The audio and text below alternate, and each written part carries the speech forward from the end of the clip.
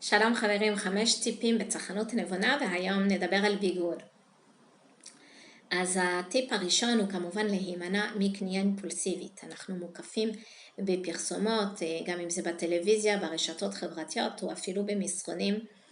אז תיקחו את הזמן, תחכו למבצעים, לסוף עונה ותשוו מחירים.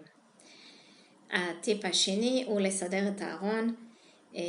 הרבה פעמים אנחנו בכלל לא יודעים מה יש לנו.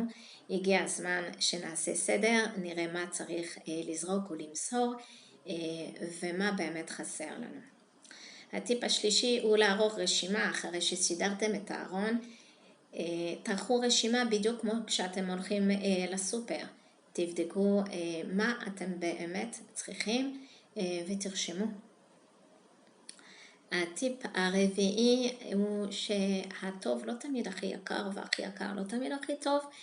אני יודעת שזאת הסטיגמה, אבל היא לא תמיד נכונה. אפשר גם לפעמים לוותר על מותגים, אפשר לקנות ולעודד את החנות המקומית לידינו.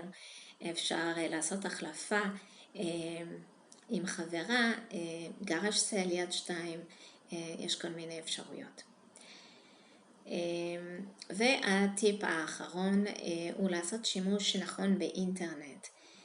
הרבה פעמים אנחנו לא קונים כמו שצריך, צריך ממש לבדוק את החומר ואת המידות, כי אז מגיעים עלינו דברים שלא מדדנו ולא ראינו במו עיניי, והם בעצם לא מתאימים לנו, וזה חבל, זאת קנייה מיותרת.